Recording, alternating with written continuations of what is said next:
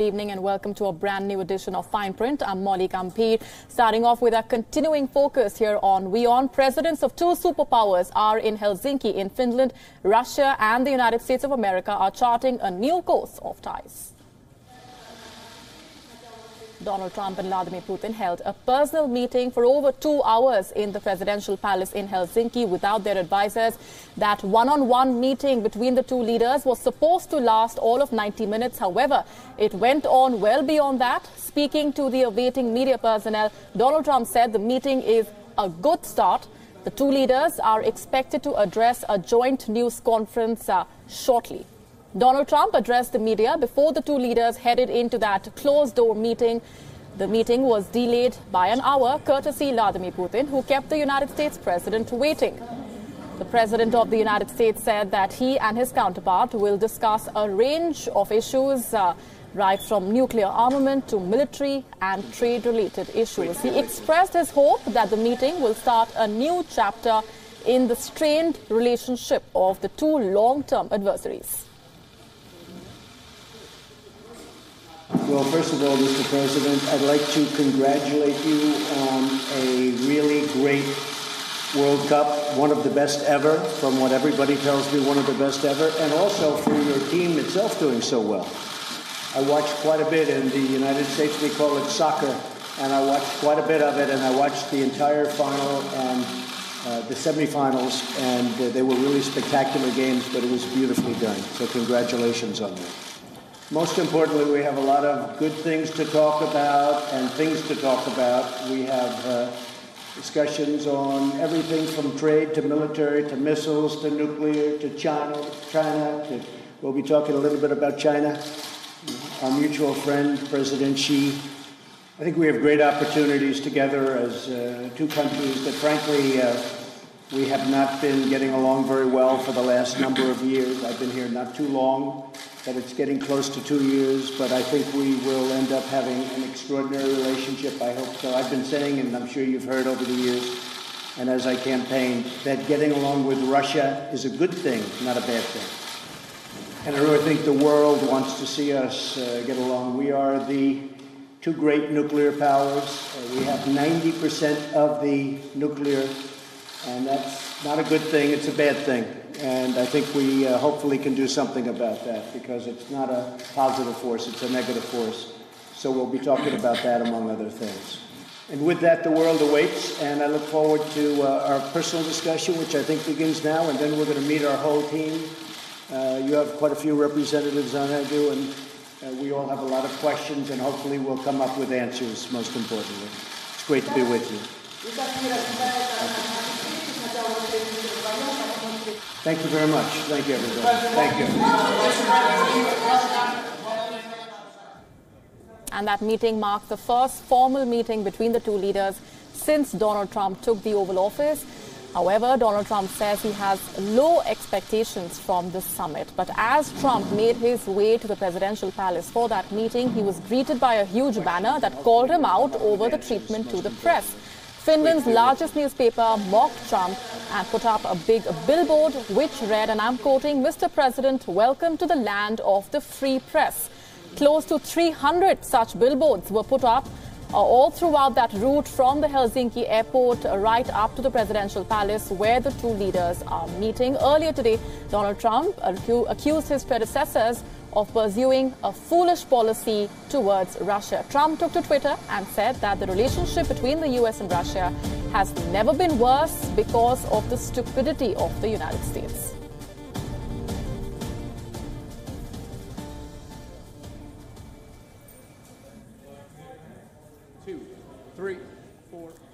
And we're keeping a close eye on the latest coming in from Helsinki, where in just a few minutes from now, the joint news conference between the two leaders will be starting. Those are the live visuals that we're getting to you from Helsinki in Finland, where that joint briefing is all set to begin shortly.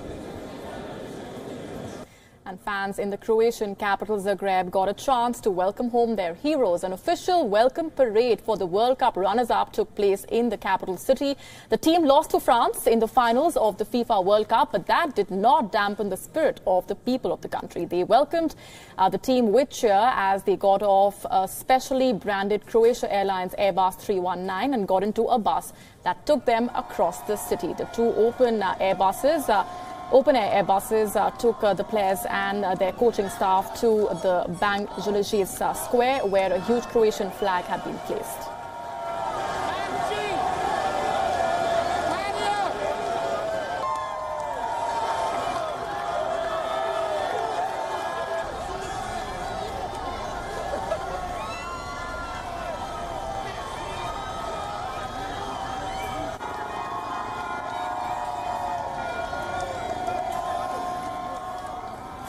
And as the French team made history by being one of the few nations to win the Football World Cup multiple times, it's just the beginning of celebrations for thousands of fans in France and across the world. No end to celebrations in Bondy as well, which is the hometown of France's star striker and the FIFA World Cup Young Player of the Year, Kylian Mbappe.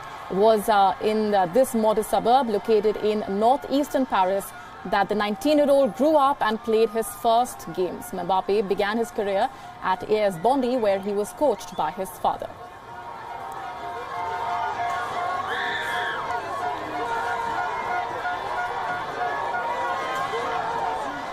Fans also gathered in the birthplace of Antoine Griezmann to cheer for France. Griezmann began his career playing for UF Masson. His father, whose family hails from Germany's Munster, was a town councillor in Masson.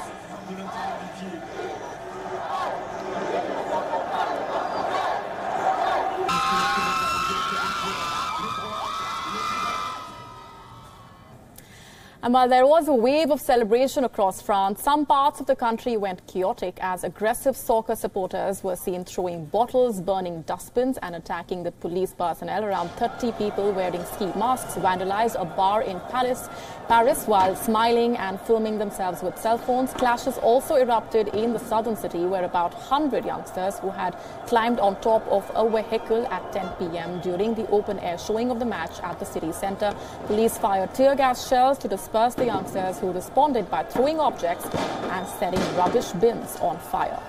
The riot spread from the historic square to other parts of Paris. Around 4,000 police personnel and security forces personnel had been deployed across Paris during the World Cup festivities, and a vast security perimeter prohibiting vehicle access had been set up around the Champs-Élysées. In fact, France remains on high alert following a string of terror attacks since 2015.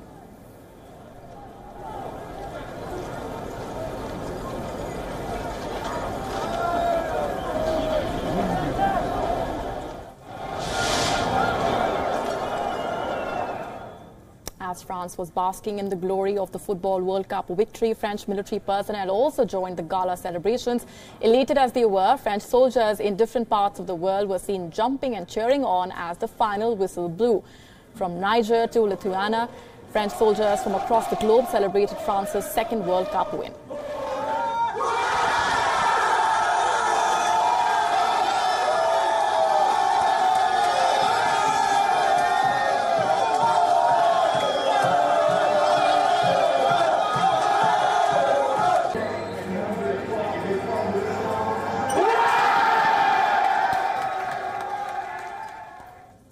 As France cruised to winning its second World Cup, defeating spirited Croatia, its President Emmanuel Macron ensured his presence worked to boost the team's morale. President Macron made his way to the changing room occupied with ecstatic French players dancing their way to glory. Benjamin Mendy was quick to have Macron join the celebratory dance. Président, c'est quoi le nouveau geste maintenant? Ah ouais, Président, c'est quoi le nouveau geste maintenant? Ah ouais,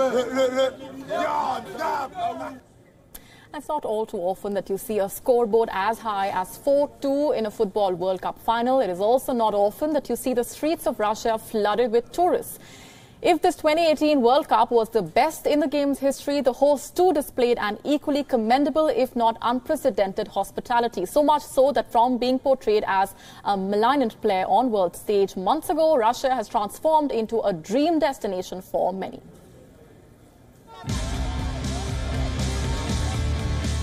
It was December 2nd, 2010.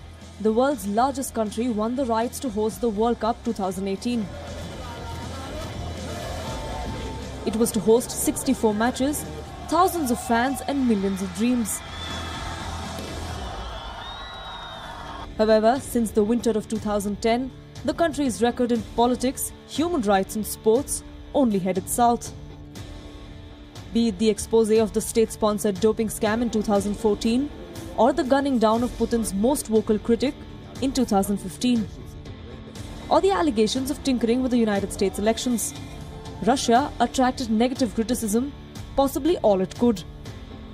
The World Cup was Russia's chance at garnering back its lost reputation.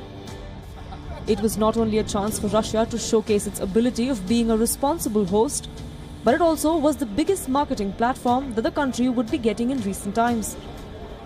In short, the World Cup was Russia's only hope for a desperately needed image makeover. Just days before the tournament kicked off, there were incomplete stadiums, cussing locals and unprepared home team. Cut to week 1 into the tournament, the picture had changed. It was for the world to see how Russia has seized the opportunity. From deploying English-speaking volunteers in the streets, trains, stadium and bus stops to installing the football fountain and fan zones. From promoting local cuisines to developing tourist spots. Russian President Vladimir Putin ensured that his country had turned into every football fan's paradise and every tourist's dream. A hospitable host, very organized, modern and ready to go out of their way to help the tourists. This was the talk of the town. The locals sang, danced and partied with the fans on the streets and in the cafes.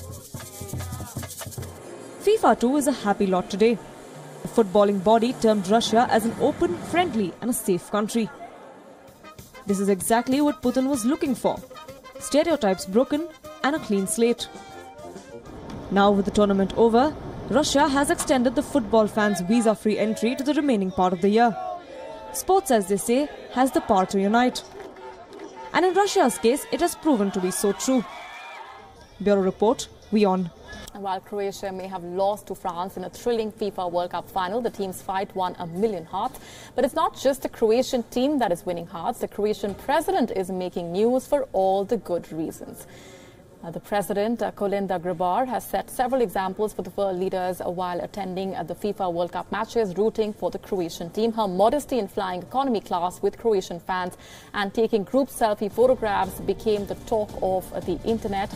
The president shared a picture with her fellow passengers. The president also opted to watch the quarterfinals match between Croatia and Russia from the stands and not the VIP section. While the NATO summit kept her away from the semi-finals in which Croatia beat England, the president flew back immediately to Moscow to witness her country play in the FIFA finals for the first time. Refusing to follow the dress code for the VIP box, the president chose to don the Croatian team's jersey like any other fan in the stands. If reports are to be believed, Kitarovic has even refused to receive the salary for the days she was not at work while she was attending the football matches in Russia. Even on the podium and under pouring rainfall, the Croatian president made it a point to stand tall and congratulate every single French player and official that she passed by. Through the course of the tournament, she has been widely praised for being one of the most sporting of political leaders in attendance.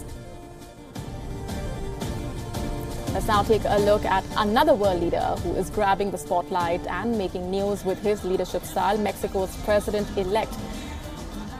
Andrés Manuel López Obrador is vowing a radical change. The anti-establishment leftist was elected in a landslide victory on the 1st of July. Obrador has promised to lead his anti-corruption, pro-austerity charge by example. López Obrador's approach to security is one of the first signs of how he is breaking from the mold of the typical Mexican presidency. Obrador has decided to travel without armed guards in recent months, despite a surge of politician killings. López Obrador has ventured into drug cartel strongholds rarely visited by Peña Nieto, such as Chilapa and Reynosa. Mexican President-elect López Obrador has now also announced that he plans to slash the presidential salary and earn less than half of what the current president makes when he takes office in December as part of an austerity push.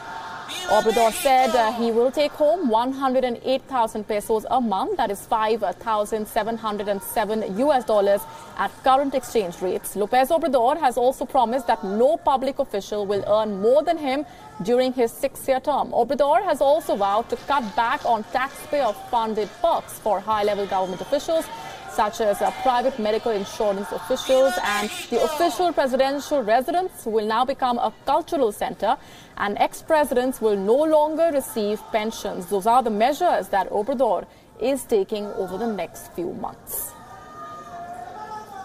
Going back across now to Helsinki in Finland, where we are getting the latest images of that press conference that is all set to begin. There we have the latest visuals coming in from the presidential palace's meeting hall, where that joint news conference is all set to begin after Russian President Vladimir Putin met with U.S. President Donald Trump. It was hailed as a good start by the U.S. President, just in a brief remark made after that one-on-one personal meeting that he had with his Russian counterpart. This was a 2-hour-long meeting. It was stipulated to be a 90-minute long one, but it stretched beyond that stipulated time. It went on for 2 hours, post which they were also joined in by their advisors and aides. That meeting also concluded just a few moments ago, and in a short while from now, we will have that joint briefing that will begin, addressed by the two leaders. The U.S. president, just a short while after the first personal meeting concluded with his Russian counterpart, called it a very good start, quote-unquote, to that meeting. And in the initial remarks that were made by him before that personal meeting began, he said that the two leaders are hopeful of forging a new relationship. Let's go straight across now to Fred Weir, Russian affairs expert, joining us from Moscow for more on this. Fred, all eyes on that briefing that is all set to begin in just a few moments from now. But we have heard the president call it a very good start to that meeting. Even in his earlier remarks, he said that a lot of hope and anticipation, of course, has been laid on that meeting. But to your mind, the issues that have been doing the rounds on what could have or would have come up for discussion, your 2 cents on what, to your mind, would have dominated the talks? Well, there was no agenda. It's quite a remarkable Trump-era kind of thing. He wings it. He goes in and he says whatever is on his mind. There's very, very little preparation, although all his advisors are there, and they include some very, very competent people. It's just I'm at a loss to know what came out of his mouth when he was alone with Vladimir Putin. I know what Putin's concerns are: nuclear arms control, Syria, Ukraine, probably in about that order. But what did Trump choose to talk about? I think we just have to wait for him to come up to the podium, and even then, he might not tell us.